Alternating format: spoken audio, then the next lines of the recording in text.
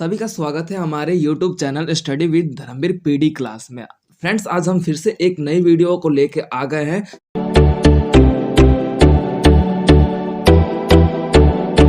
Friends, तो आज की क्लास में हम इग्नू का फर्स्ट ईयर का जो बुक है बीपीएससी 131 पॉलिटिकल साइंस का, तो आज इसमें हम चैप्टर में बात करेंगे कि मैंने एक वीडियो बनाया था इसी सब्जेक्ट कोड का।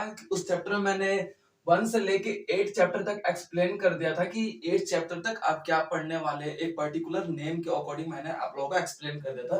तो इस पार्ट में हम सेकंड पार्ट इस वीडियो का है या इस सब्जेक्ट कोड का है, इसमें हम 9 से लेके 14 तक आपका ये चैप्टर कंप्लीट करेंगे कि इस वीडियो में आप क्या पढ़ने वाले हैं।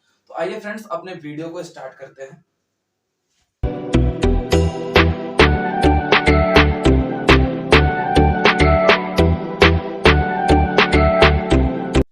चैप्टर का नाम है नागरिकता। नागरिकता से हमारा अभिप्राय ये है कि किसी देश का वह मनुष्य या फिर सारे मनुष्य जो उस देश में रह रहे हैं, या फिर चाहे आपका भारत हो चाहे कोई भी देश हो, उस सिचुएशन में उस देश की उसे नागरिकता प्राप्त हो। इट मीन्स वो उस देश का नागरिक हो। जैसे कि हमारे भारत में कुछ क्राइटेरिया है कि अगर भारत में 10 साल से अगर 10 ईयर से व्यक्ति रह रहा है तो उसे भारत की नागरिकता प्राप्त हो जाती है। जन्म अगर भारत में किसी सिचुएशन में हुआ है तो वो भारत की नागरिकता कहलाता है। या फिर देखा जाता है कि कोई स्त्री, जैसे कि मान लीजिए कि भारत का कोई नागरिक हमारे देश का कोई विदेशी लड़की से शादी कर लेता है, चाहे ऑस्ट्रेलिया चाहे किसी भी देश, और वो आके भारत में रहने लगती है और उस सिचुएशन में उसका कोई बेबी होता है तो वो भारत की नागरिकता उसे प्राप्त हो जाती है उसके जन्म से ही। इस सिचुएशन में इसे भारत की नागरिकता के रूप में देखा जाता है, यानी कि वह व्यक्ति जो पूर्ण रूप से एक देश का नागरिक हो वो नागरिकता के अंतर्गत आता है। और कुछ क्राइटेरिया होता है, जैसे कि मैंने आपको भारत का 2-3 पॉइंट्स बता दिए कि इस एंगल में रहते हैं तो नागरिकता प्राप्त हो जाती है। अब उस सिचुएशन में आप 9 चैप्टर में यही पढ़ने वाले हो कि नागरिकता क्या होता है और नागरिकता किस रूप में उनका कर्तव्य क्या होता है। अब जैसे कि मान लीजिए कि मैं भी एक भारत का इंसान हूं या फिर भारत का एक नागरिक हूं, तो उस सिचुएशन में मेरा भारत के प्रति क्या कर्तव्य होता है या फिर समाज के प्रति क्या कर्तव्य होता है, इस चैप्टर में आप ये भी पढ़ने वाले हो।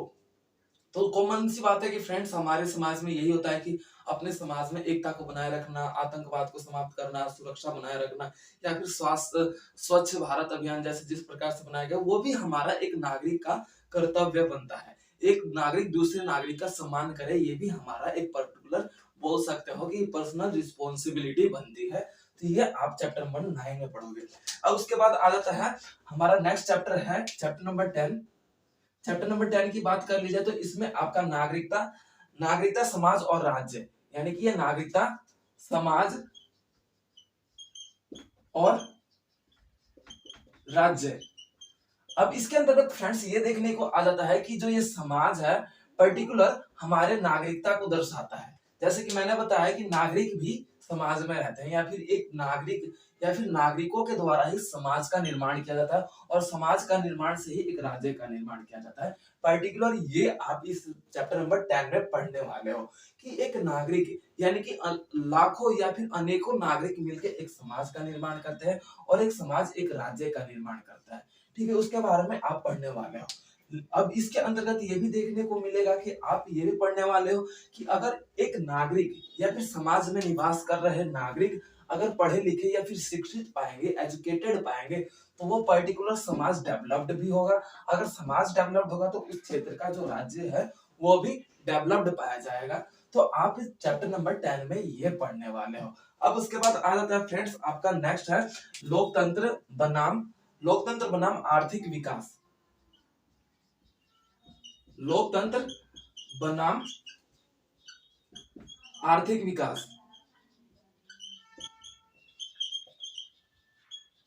ये चैप्टर नंबर 11 है फ्रेंड्स। ये आपका देखने को मिलता है कि लोकतंत्र बनाम आर्थिक विकास। फ्रेंड्स, ये जो बनाम वर्ड है ना, इस बनाम वर्ड का मतलब मीनिंग जो होता है और भी होता है और वर्सेस भी होता है। जैसे कि बोल सकते हो कि मतलब कोई लड़ाई होती है दो फ्रेंड्स के बीच, तो हम बोलते हैं करण वर्सेस अर्जुन, यानी कि करण और अर्जुन के बीच लड़ाई हुई। या फिर बोल सकते हैं करण और अर्जुन, मतलब दोनों का यही होता है। बनाम मतलब देखिए, जैसे कि आप लोकतंत्र और आर्थिक विकास, लोकतंत्र वर्सेस आर्थिक विकास, इसका मतलब आप सेंटेंस के अकॉर्डिंग लगता है, और लगने वाले स्थान पे और लगता है, वर्सेस लगने वाले स्थान पर वर्सेस लगता है। तब आ जाता है, आप चैप्टर नंबर 11 में पढ़ोगे कि लोकतंत्र होने से आर्थिक विकास किस प्रकार हो रहा है हमारे समाज में। बहुत अच्छी बात कही है फ्रेंड्स। लोकतंत्र से मतलब हमारा क्या है, हमारे अधिकार, हमारी स्वतंत्रता, हमारे संविधान, हमारे फ्रीडम्स। तो फ्रीडम्स अगर आपके पास है, लोकतंत्र का मतलब क्या है, जहाँ पे लोगों का तंत्र हो, जहाँ पे लोगों द्वारा चलाए गए शासन व्यवस्था हो, वो लोकतंत्र कहलाता है। अब उस सिचुएशन में ये है कि लोग अपने अनुसार शासन चला रहे हैं, लोग अपने अधिकारों का भी मतलब प्रयोग करके अपना विकास कर रहे हैं, तो आर्थिक डेवलपमेंट होगा ही होगा। तो फ्रेंड्स, इस जो चैप्टर नंबर 11 में एक मोस्ट इंपोर्टेंट क्वेश्चन निकल के आता है कि लोकतंत्र विश्व का सर्वोत्तम शासन व्यवस्था है, सिद्ध कीजिए। तो ये आपके चैप्टर नंबर 11 में से बहुत अच्छा क्वेश्चन निकल के सामने आता है। तो फ्रेंड्स, आई होप कि ये यहाँ तक आपका चैप्टर नंबर 11 तक आपको क्लियर हो गया होगा। अब उसके बाद आ जाता है स्वतंत्रता और स्वतंत्रता बनाम नियंत्रण। आपका चैप्टर नंबर 12 आ जाता है स्वतंत्रता बनाम नियंत्रण। स्वतंत्रता बनाम नियंत्रण, ठीक है। अब इसके फ्रेंड्स, इसका मतलब ये होता है स्वतंत्रता वर्सेस नियंत्रण, या फिर और, अब यहाँ पे वर्सेस ज्यादा आएगा और कम आएगा, ठीक है। स्वतंत्रता और नियंत्रण भी कर सकते हो। तो उस सिचुएशन में ये है कि आपकी, यानी कि हमारे देश में, हमारे संविधान ने स्वतंत्रता की तो बात की है, यानी कि लिबर्टी की तो बात की है, लेकिन अब इसमें ये देखने को आता है कि उस लिबर्टी में कुछ नियंत्रण भी है। अब ये नहीं है कि हमारे पे स्वतंत्रता है कि हम किसी के अधिकारों का हनन करने लगे, किसी को दबाने लगे, किसी को मतलब बोल सकते हो कि लड़ाई झगड़ा करके उसे मारने पीटने लगे। ऐसा तो अधिकार हमारे संविधान में नहीं दिया गया ना। या फिर कोई ऐसा भी अधिकार नहीं दिया गया कि हाँ स्वतंत्रता है तो आप कानून को अपने हाथ में लोगे। तो उस सिचुएशन में क्या है, स्वतंत्रता होने के बावजूद भी हमारे ऊपर नियंत्रण है। तो ये आप चैप्टर नंबर 12 में पढ़ने वाले हो, और ये होना भी चाहिए फ्रेंड्स, ये होना भी चाहिए। अगर स्वतंत्रता पर नियंत्रण ना है तो सब व्यक्ति अपने जो अधिकार है, जो स्वतंत्रता उन्हें दी गई है, जो राइट्स उन्हें दिया गया है, ठीक है, उन्हें कहीं ना कहीं उन राइट्स का वो गलत प्रयोग करेंगे, ठीक है। तो उस सिचुएशन में आपकी जो स्वतंत्रता पर नियंत्रण करने की प्रक्रिया है वो होनी चाहिए। अब फ्रेंड्स, आपका चैप्टर नंबर 13 आ जाता है।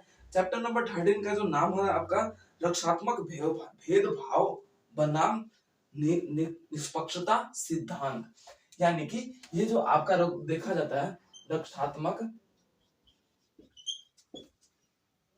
रक्षात्मक सिद्धांत, रक्षात्मक भेदभाव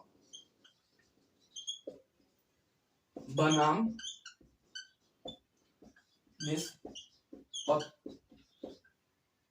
निष्पक्षता है ना, हाँ निष्पक्षता,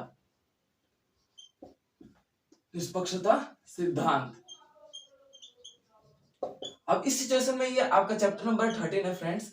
चैप्टर नंबर 13 में ये बताया जा रहा है कि जो हमारी रक्षात्मक व्यवस्था, यानी कि जो हमारी रक्षात्मक भेदभाव है, कहने का मतलब ये है कि आप चैप्टर नंबर 13 में ये पढ़ने वाले हो कि हमें रक्षा करने, यानी कि रक्षा करने की जो व्यवस्था है, जैसे कि न्यायपालिका और कार्यपालिका है। कार्यपालिका और न्यायपालिका जिस प्रकार हमारे मतलब संविधान या हमारे अधिकार, हमारे राइट्स की रक्षा करते हैं, तो उसमें किसी प्रकार का भेदभाव नहीं होता। यानी कि हम किसी चीज की तो रक्षा कर रहे हैं, लेकिन वो भेदभाव ना हो, यानी ठीक है, वो निष्पक्ष हो, ठीक है। यानी कि यहाँ पे और लगा लो, और निष्पक्ष का मतलब होता है कि निष्पक्षता, यानी कि किसी के पक्ष में ना हो। जैसे कि आपको भी देखा है कि सोवियत संघ और उत्तरी अमेरिका, जैसे कि शीत युद्ध में देखा था, अपने एक तरफ पूंजीवाद था और दूसरी तरफ साम्यवाद था। तो हमारे भारत ने गुटनिरपेक्षता को अपनाया, यानी कि किसी भी पक्ष में ना होकर निष्पक्षता को अपनाया था। तो इसलिए कि आप दूसरी चीज की रक्षा तो कर रहे हैं, बिना किसी भेदभाव और निष्पक्ष होकर रक्षा कर रहे हैं। तो ये चैप्टर नंबर आप 13 में पढ़ने वाले हो कि जो कानून व्यवस्था है, किसी व्यवस्था को लागू करने की उसकी जो प्रक्रिया है वो निष्पक्ष है, उसमें किसी भी प्रकार का भेदभाव नहीं है। वो आप इस चैप्टर नंबर 13 में पढ़ने वाले हो कि उसमें बिना किसी डिफरेंशिएट के ही आप निष्पक्ष होके उस सिद्धांत को फॉलो कर रहे हो, वही आपका रक्षात्मक भेदभाव बनाम निष्पक्षता सिद्धांत है। अब चैप्टर नंबर 14 की बात कर लेते हैं। तो चैप्टर नंबर 14 में फ्रेंड्स आप ये पढ़ने वाले हो परिवार, कानून और राज्य। परिवार, कानून और राज्य। देखो फ्रेंड्स, ये जो नेम जो दिया गया ना, 3 पॉइंट्स दिए गए हैं। एक है परिवार, कानून और राज्य। यानी कि एक राज्य में कानून है और कानून एक परिवार यानी कि लोगों के रूप में है। ये परिवार जो वर्ड है ना, पर्टिकुलर ये एक फैमिली को तो दर्शा ही रहा है। यानी कि जो परिवार का मतलब होता है इट मींस फैमिली। लेकिन ये जो फैमिली है ना, किसकी फैमिली है? हमारे समाज में रह रहे लोगों को फैमिली बनाया गया है। हमारा फैमिली क्या है? यानी कि मेरे 4-5 भाई बहन जैसे हैं, तो हम 4-5 भाई बहन है, ठीक है? तो ये मेरी फैमिली हो गई और फादर एंड मदर हो गई, ये मेरी फैमिली होगी। लेकिन अब यहाँ पे जो परिवार वर्ड की यूज किया गया ना, ये परिवार एक समाज को दर्शाने के रूप में, यानी कि एक जो परिवार है वो पूरा समाज हम एक फैमिली के रूप में है और वो फैमिली कानून के अनुसार चलती है। और कानून किसके अनुसार चलती है? राज्य। यानी कि कानून किसको चलाता है? एक राज्य को चलाता है। उस स्थिति में आप ये पढ़ने वाले हो कि जो एक राज्य है वो कानून के अनुसार चलता है और कानून एक जो परिवार है या फिर जो समाज में रह रहे लोग हैं वो भी कानून के अनुसार चलते हैं तथा उन्हीं समाज में रह रहे लोगों के द्वारा ही कुछ व्यक्ति ऐसे होते हैं जो कानून निर्माण करने की प्रक्रिया में हमारे सामने आते हैं। इट मीन्स हमारे समाज में ही रहने वाले लोग कौन है? राजनेता है। राजनेता ही तो कानून या फिर बिल बनाते हैं और वो जाके बिल अगर पास हो जाता है तो वो कानून बन जाता है। इट मीन्स जो हमारे परिवार यानी कि हमारे समाज में रह रहे लोग हैं वही जाके कानून बनाते हैं और कानून एक राज्य के अनुसार या फिर एक राज्य कानून के अनुसार चलता है। तो ये चैप्टर नंबर 14 में आप लोग पढ़ने वाले हो। तो फ्रेंड्स, आई होप कि आपको ये पूरे टोटल वीडियोस क्लियर हो चुके होंगे और हमारा इसका जो फर्स्ट पार्ट है डिस्क्रिप्शन में मेंशन कर दिया गया, आप वहां से जाके फर्स्ट से लेके 8 चैप्टर तक उसका पूरा डेफिनेशन या फिर डिफाइन देख सकते हो। आई होप कि आप लोगों को क्लियर हो चुका है। ओके फ्रेंड्स, मिलते हैं अपने नेक्स्ट वीडियो में। Thank you so much for watching this video.